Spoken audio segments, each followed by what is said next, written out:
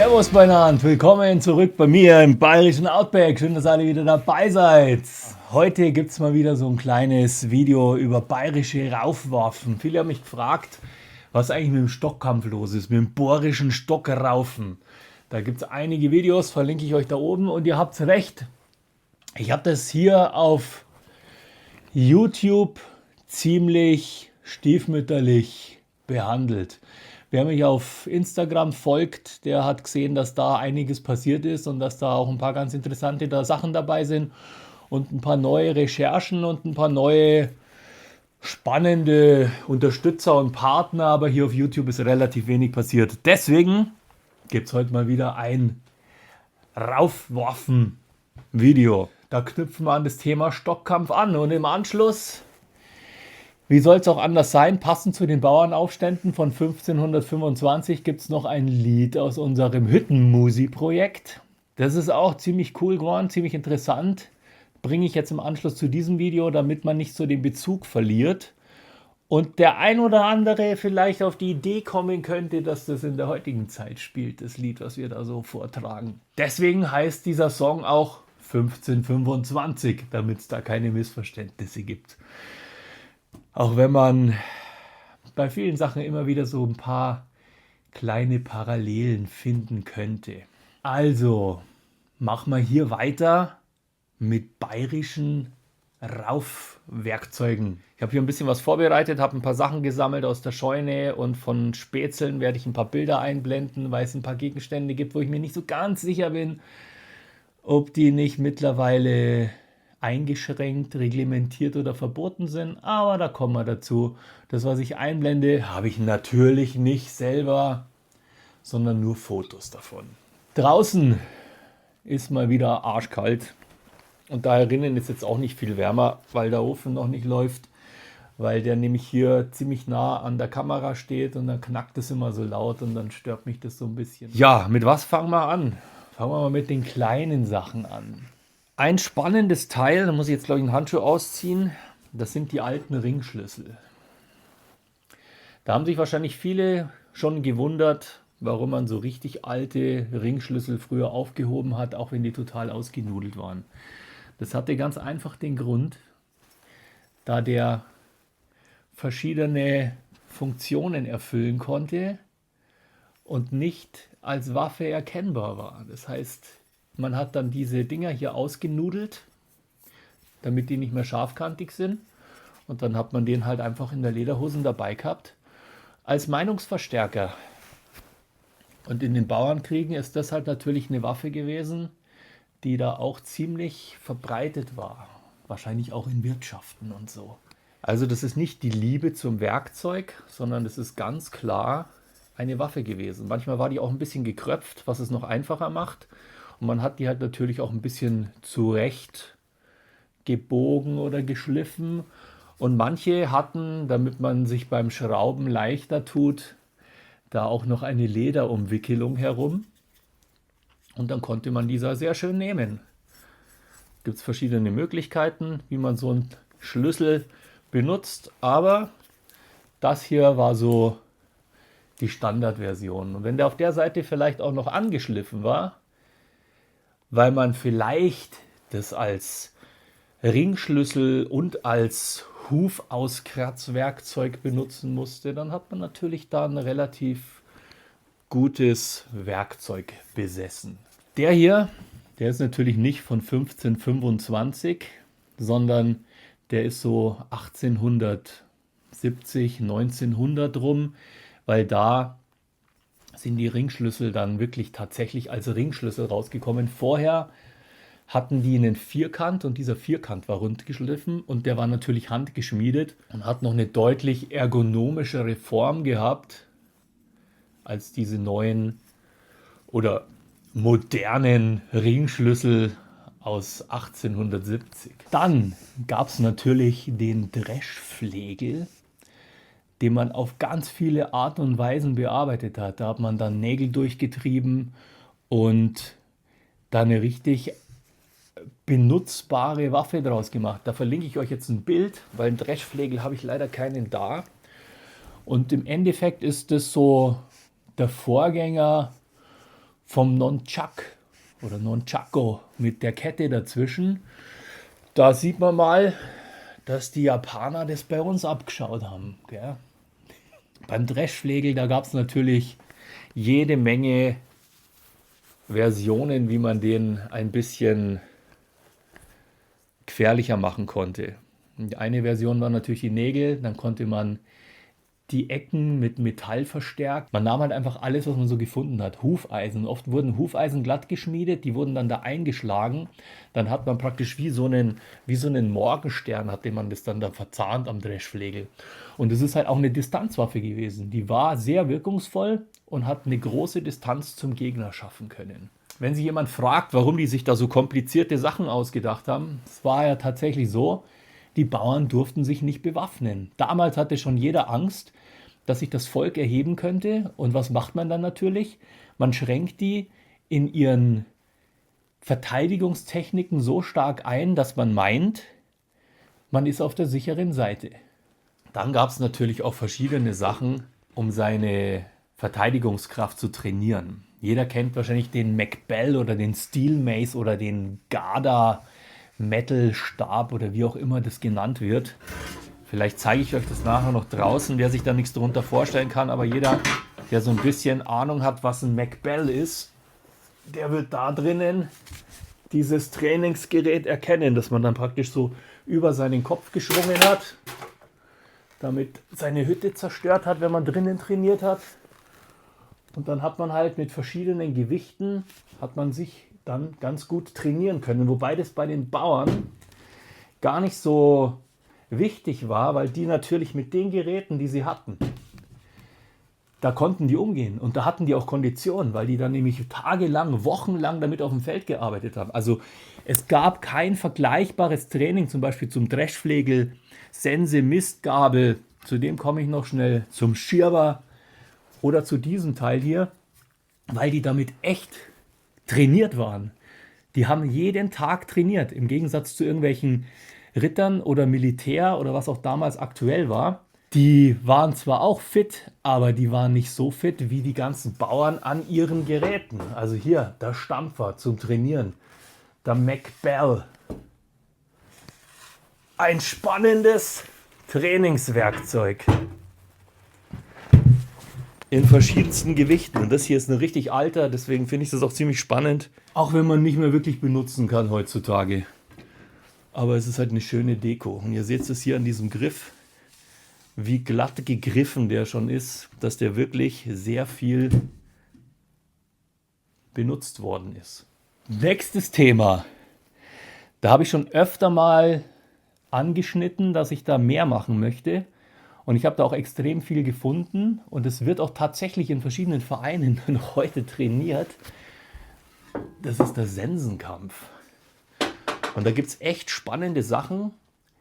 Man muss sich das so vorstellen, es gibt sogar Trainingsbücher, die so auf der Talhofer-Lehre basieren. So wirklich mit verschiedenen Moves, wird man heutzutage sagen, wie man mit so einer Sense umgeht und wie die zu einem richtig gefährlichen Werkzeug wird. Also es ist sie sowieso. Und da ist es auch wieder so. Die Bauern kannten ihre Sensen. Die wussten genau, wie man mit diesem Gerät umgeht. Weil wenn dann schon mal jemand seinen Rasen mit einer Sense gemäht hat, der weiß, wie viel Feingefühl und Präzision da dazu gehört, dass man mit so einer Sense arbeiten kann. Und wenn man das natürlich überträgt auf irgendwelche Verteidigungstechniken, dann ist natürlich der Sensenmeister ein wirklich ernstzunehmender Gegner geworden. Was man oft bei den Sensen gemacht hat, blende ich euch auch ein Bild ein. Ich weiß jetzt noch nicht, auf welcher Seite. Man hat dieses Sensenblatt hier um 90 Grad gedreht, dass es nach vorne gezeigt hat. Und damit hatte man natürlich eine Waffe, die eine brutale Distanz hatte. Also ihr seht das sind hier 2-3 Meter, auf die man mit so einer Sense ganz locker gekommen ist. Und das ist natürlich schon ein Riesenvorteil bei so einem kleinen Bauernaufstand. So, dann räumen wir die mal weg. Das gefährlichste Teil von allen. Und wie gesagt, der Sensenkampf, spannende Sache, weil er tatsächlich vereinstechnisch heute noch hier und da geschult wird. Ja, dann die Handsichel. Muss ich euch jetzt nicht erklären, dass das ein recht schnelles und gefährliches Spielzeug war. Gab es in verschiedenen Größen. Das ist ja auch eine richtig wunderschöne alte. Ich habe hier irgendwo noch ein handgeschmiedetes Blatt hängen gehabt, das ich leider jetzt nicht sehe, sonst würde ich es euch auch noch zeigen. Aber das ist halt schon eine Handsichel, die macht schon was her. Und ich glaube, dass die noch nicht einmal heutzutage reglementiert ist. Also theoretisch, da sie ja nicht zweischneidig ist und es ist ja auch ganz klar kein Messer, sondern ein Werkzeug, darf man die vielleicht sogar überall dabei haben. Macht sie natürlich nicht, weil für was solltet ihr denn eine Handsichel mitnehmen? Ja, spannendes Video, hä? Der Mistgabelkampf. Ich glaube, da habe ich schon mal ein Video drüber gemacht, weil die Mistgabel natürlich das Symbol für Bauernaufstände war. Und man muss sich jetzt hier nicht großartig damit auskennen, um zu wissen, dass das hier schon ein eindrucksvolles Werkzeug ist. Die ist auch richtig alt. Was spannend an der ist, man sieht das hier, das ist tatsächlich ein richtig schöner Eichenstock, der mal genau so gewachsen ist, wie man den braucht, mit dem richtigen Schwung. Und er ist hier tatsächlich mit einem Huf- oder Sargnagel verschlossen und unten verblombt, was ich ziemlich spannend finde. Ja, der Mistgabelkampf und der Sensenkampf. Vielleicht mache ich mal so einen Live-Lehrgang bei mir draußen im Outback für euch. Und auch da ist es so, der Bauer oder der Knecht, der täglich mit diesen Sachen arbeitet, der hat halt eine unvergleichbare Kondition in seinem Werkzeug. Dann kommen wir zu den kleineren Sachen. Raufstöcke, Totschläger, Watschenringe. Da gibt es ja ganze Videos, da habe ich jetzt nichts da. Das sind natürlich die Stöcke, diese schönen gedrehten, diese kurzen, die man in die Hand nimmt, die Meinungsverstärker mit der Lederschlaufe am Ende. Da gibt es einen Haufen extra Videos nur über dieses eine Teil. Weil das ist ja eigentlich auch die Basis und der Start gewesen, dass ich mich überhaupt mit diesen Raufwerkzeugen beschäftigt habe. Und dann gibt es natürlich auch noch die Watschenringe. Das ist sowas Ähnliches wie ein Einfinger-Schlagring. Ich blende euch den wieder hier irgendwo ein, da oder da, weiß ich noch nicht. Ist wahrscheinlich ein verbotener Gegenstand, wenn er als Watschenring gekauft wird. Da er aber als Siegelring verkauft wird, ist es natürlich wieder überhaupt kein Problem. Die Funktion von den Ringen war folgende. Man erkennt den Unterschied sofort zu einem Siegelring. Ein Siegelring ist ja prächtig und schön geschmückt. Das waren die Watschenringe teilweise auch. Oder die Raufringe, die bayerischen Raufringe, die dann auch irgendwann einmal verboten waren vom König Luitpold, dem sowieso fehlten, das weiß ich leider nicht mehr. Aber diese Ringe, sieht man den Unterschied, der ist Vollmaterial, richtig schwer. Er ist meistens nicht aus Silber oder aus Gold oder aus irgendeinem Edelmaterial, sondern er ist einfach aus einem schweren Metall. Und er hat auf einer Seite eine Platte. Wie gesagt, schaut euch die Fotos an. Und diese Platte hat man entweder nach innen gedreht zum Watschen verteilen, die natürlich einem dann kosmetisch recht gut verändert haben. Oder man hat sie tatsächlich als Schlagring benutzt, um praktisch wie ein Schlagring halt funktioniert, dass ich innen, wenn ich die Hand schließe, habe ich halt einen Gegendruck auf meinen Handballen und der Schlag, der wird von dem Metall aufgenommen und überträgt sich dann eigentlich auf meine Handfläche und nicht auf meinen Finger. Im Endeffekt ähnlich wie dem hier, weil wenn ich da den Finger drinnen habe, dann überträgt sich der Schlag, der hier aufkommt, innen auf meine Handfläche, weil ich ja hier dagegen drücke. Das ist die Funktionsweise und darum sind Schlagringe oder Watschenringe oder Raufringe nie hohl, weil ansonsten würde es mir ein Loch in meinen Finger reinstanzen. Ja, kommen wir weiter. Ein Ding habe ich noch. Das ist der Schirber. Da hat man sich Stöcke gesucht, die relativ spitz waren und relativ schwer oben. Man sieht es an dem hier auch, dass der richtig schön abgegriffen ist. Also der ist auch benutzt worden. Und wenn man dann sowas in seiner Scheune oder irgendwo am Dachboden von seinem alten Haus findet, dann ist das tatsächlich ein alter Schirber. Das kommt von Schieben, weil man den natürlich ähnlich wie beim Stockkampf, hat man den natürlich hier mit richtig viel Power, hat man mit dem halt schieben können. Meistens hatten die dann noch eine Stahlspitze, bei dem ist es hier anscheinend leider abgegangen oder abgebrochen, aber es ist hier ein wunderschönes Teil, man sieht es. Und dann hat er hier einen Griff, der im Gegensatz zum Raufstock, der ein Spazierstock ist, in dem praktisch eine Waffenfunktion versteckt ist. Da ist es so, das ist kein Spazierstock, sei denn du bist so groß wie Yoda. Das ist einfach eine richtige Waffe, die man als Hammer zum Schieben, zum Einhackeln und wirklich zum Zuhauen hernehmen konnte.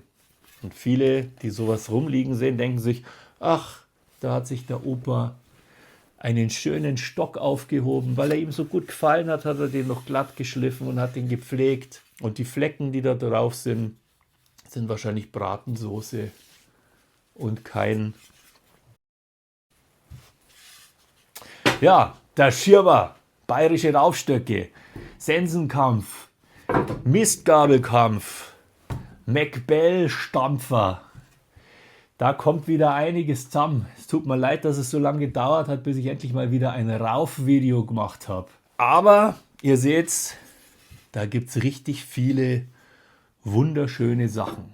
Die Ideen, die sind unerschöpflich gewesen.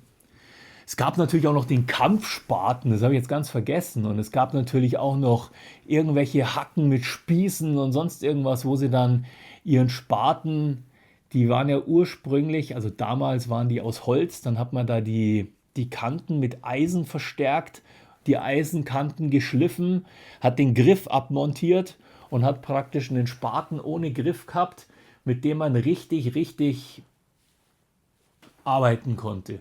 Das habe ich vergessen, da verlinke ich euch hier natürlich auch ein Bild. Das waren so die spannendsten Sachen. Wenn ich mal wieder in der Scheune bin, wieder mal ein bisschen ausmiste, wieder mal was Interessantes finde, dann zeige ich es euch natürlich auch. Das hier ist auch sehr spannend, aber tut mir leid, das ist kein Raufwerkzeug, sondern einfach nur Zange. Meinungsverstärker, Schönheit. Gell? Ja, so war das damals, 1525 und ein bisschen später und ein bisschen später und ein bisschen später. Und wer weiß, ob das heute nicht vielleicht auch irgendwann einmal wieder ein bisschen aktueller wird.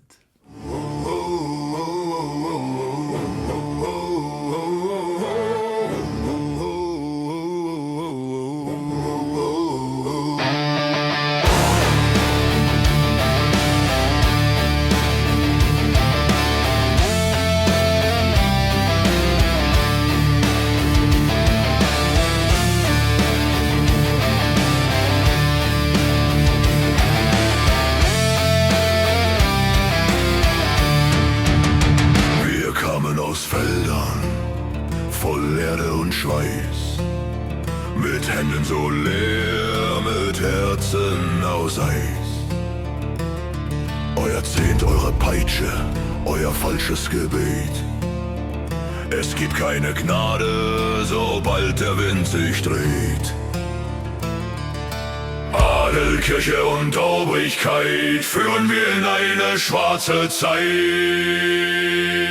Wir sind die Sense in eurer Hand, die ihr schärft und trotzdem verbannt. Wir sind der Sturm, der eure Throne bricht, der Zorn des Ackers, das letzte Gericht. Kein Herr und kein Pfarrer kennt Hunger so gut wie ein Mann, der nur ackert im Schweiße und Blut. Ihr sprecht Gottes Wille und heilige Pflicht Unser Gott sieht uns anders in unserem Licht. Wir sind die Sense in eurer Hand, die ihr schärft und gleichzeitig verbannt. Wir sind der Sturm, der eure Throne bricht, der Zorn des Ackers, das letzte Gericht. Wenn Glocken läuten, dann nicht zum Gebet, sondern weil unsere Heimat in Flammen steht. Kein weiß-blauer Himmel für euch, nur schwarzer Rauch. Wir werden geführt von Traditionen und Brauch. Adel, Kirche und Obrigkeit führen wir in eine schwarze Zeit.